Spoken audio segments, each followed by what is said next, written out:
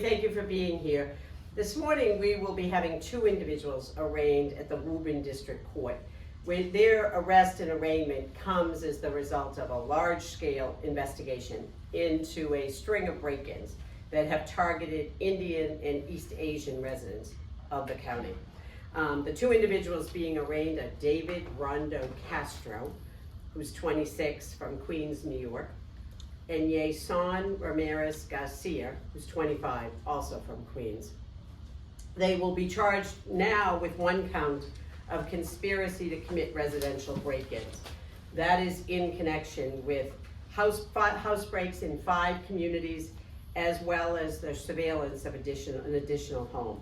Those incidents occurred in Woburn, Wilmington, Burlington, and North Reading. The break-ins, the 5 break-ins, resulted in the theft of hundreds of thousands of dollars in cash and enormous amounts of jewelry. Several of the victims in these cases are also the owners of area businesses. And what we discovered in the course of this investigation is that this was sophisticated in the sense that these individuals, in the company of at least one other individual, came to this area traveling up from Rhode Island, established a couple of situations in Weymouth and Taunton using Airbnbs as a base, and deploying various days from those Airbnbs into certain neighborhoods. We know that between June and July of this year, they had a highly coordinated operation. They had multiple vehicles, they were using extensive electronic technology, and they were both intensely surveilling the individuals who would become their victims, as well as operating to avoid detection. The technology-based strategies included attaching GPS trackers to the cars of the families whose homes they ultimately broke into, installing hidden video cameras in the yards and on the property of those homes, and using Wi-Fi jammers to disable the security systems that victims may have had in their home.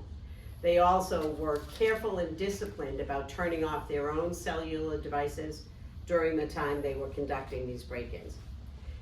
Working with various local police departments, as well as the State Police Fusion Center, and having had the experience of dealing with these kind of rings of burglaries before, investigators were able to do even more sophisticated surveillance, which allowed them to identify vehicles that were seen in the area of each of the break-ins, and to analyze cell phone records to identify the perpetrators. Based on the court-authorized tracking information that we had been able to use, we were in contact with police in Baltimore County, Maryland. And on March the 1st of this year, those detectives executed a search warrant on another short-term rental that these individuals were using down there. And they discovered that they were using that location as a base for additional break-ins. Within that house, they found a large quantity of surveillance cameras, battery packs, and Wi-Fi hotspots that were consistent with those that had been being used in the break-ins in Middlesex. Both Rondo Castro and Ramirez Garcia were placed under arrest there in Maryland, brought back to Massachusetts last night by the Middlesex Sheriff's Office, who we appreciate the cooperation there in having them returned so they can be arraigned today. And as a result of that investigation, a third individual, Aitan Dami Beltran, age 26, of Bethlehem, Pennsylvania, has also been identified as that third individual. He is also facing a charge of conspiracy to commit residential break-ins, and we expect him to be returned and arraigned later this week on the same charge. You know, these very calculated and sophisticated break-ins, as you know, have been on a dramatic rise.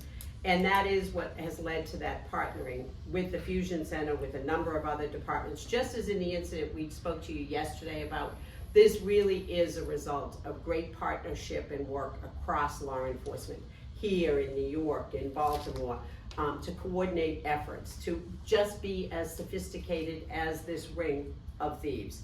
You know, the allegations are that, and this is the truly terrifying piece of this, they were watching people in these houses, they were monitoring their comings and goings, and they were surveilling them pretty intensely. And the allegation is that that is based, at least in part, on their race and ethnicity, and a belief that these are individuals who would have in their homes large quantities of cash, large quantities of jewelry, family heirlooms, things of value. And there's a great loss, as I mentioned, hundreds of thousands of dollars, as well as the jewelry, some priceless heirlooms, but it isn't just that. The impact on communities far exceeds that, because it is a targeting. Right? These are not just, I happen to live in a neighborhood of nice homes and people break in because they expect things to be there. These are, I was selected based on who I am. They then watched me to know my comings and goings. They then felt very free to use their surveillance, what they learned from the surveillance, to break into those homes. Felt confident that given the discipline and technology they had, both in not using their own phones, jamming the signals from the alarm systems, that they would be able to operate with impunity in those houses. So we understand what this has meant to the community. That is why we have put such an effort on this type of break-in, and why it's been important to really partner, as I mentioned, with the Fusion Center, with all of our local departments. The New York City Police Department was instrumental in helping us to get to today's result, as well as the New Windsor Police Department, Baltimore County Sheriff's Department, and the FBI. This is coordinated law enforcement work at its best, and matching what we're seeing in the streets. Yeah.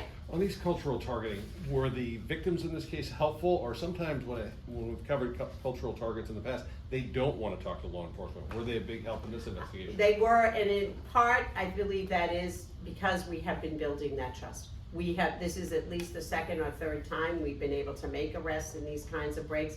We have worked very closely with members of the community, both to ensure that they are alerting members in their community. You remember, I believe it was last year, we were talking about, it is often the case that members of a community may take jewelry from, for instance, a safe deposit box and have it in the house for holiday seasons, that sorts of things.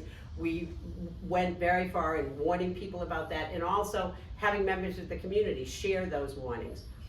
We also learned from that last batch of breaks that often people will only alarm the first floor of their house, and entry was often being made on the second floor of the house, because people don't usually alarm their second floor windows and doors.